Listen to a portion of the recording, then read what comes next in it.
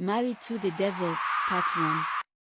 Amora was the kind of woman that made heads turn. Her beauty was striking, smooth caramel skin, long flowing hair, and a smile that could melt hearts. She walked with confidence, knowing she was the kind of woman men dreamed of. She lived in Lagos, in a small but neatly furnished apartment, and worked in a high-end boutique. Men flooded her life like bees to honey, begging for her love, promising her the world. But one by one, she turned them down. They were not rich enough. She had made up her mind long ago, she would never suffer in marriage like her mother. Amora grew up in a small town, the first child of 3. Her father, Papa Amora, was a carpenter, hardworking but always struggling. Her mother, Mama Amora, sold akara by the roadside, waking up before dawn to make enough money to feed them. She still remembered the nights she went to bed hungry.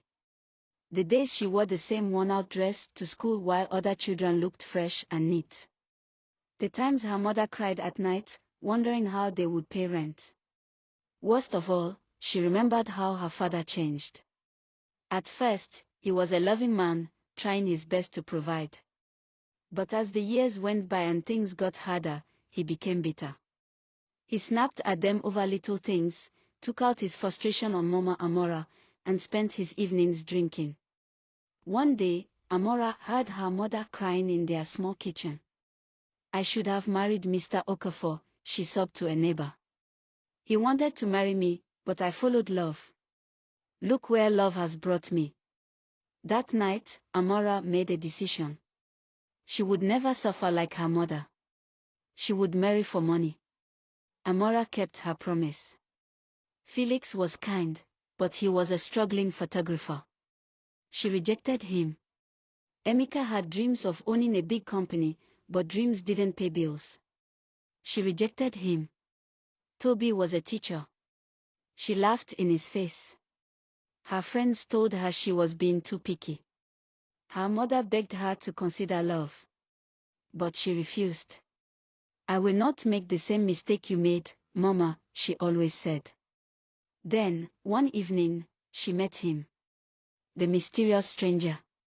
She was at an upscale restaurant with her friend when she noticed a man staring at her from across the room. He was tall, dark, and well-dressed. His suit screamed money. His watch glowed under the dim light. When she looked back at him, he smiled.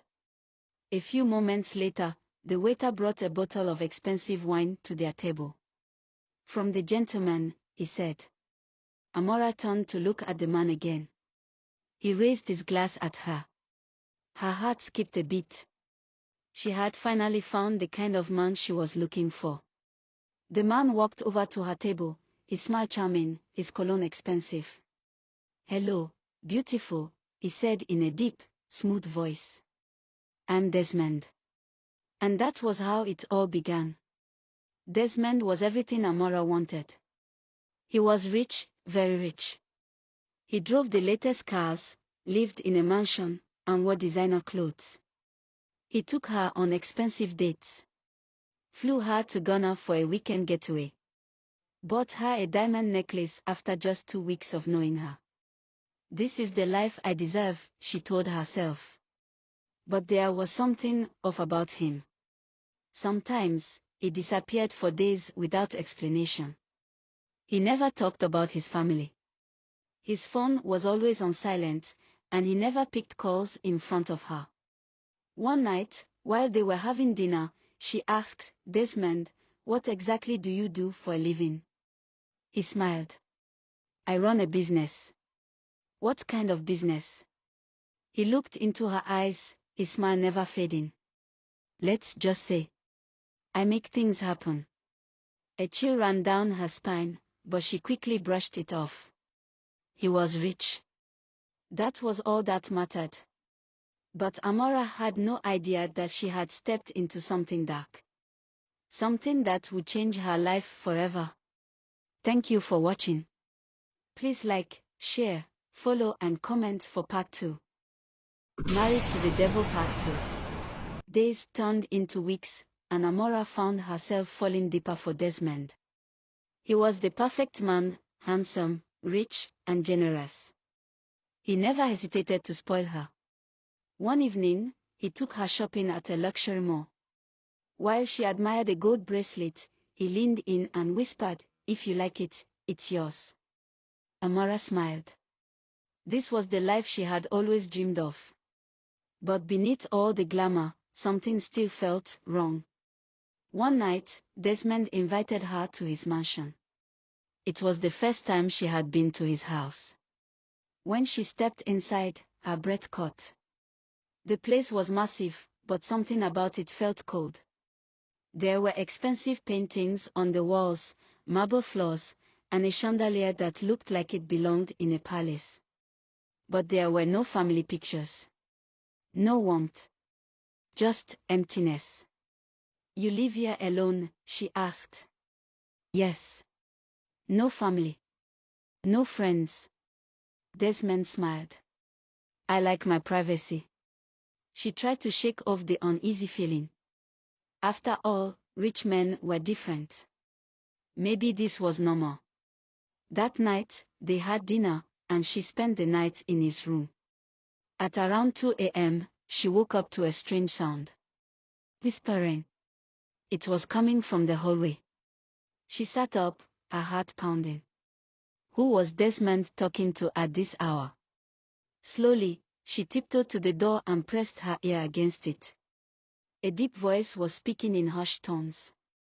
It wasn't Desmond's voice. Then she heard Desmond respond. "The deal is almost done. Stop calling me at this hour." There was silence. Then Desmond said something that made her blood run cold. "If she finds out, I'll take care of it."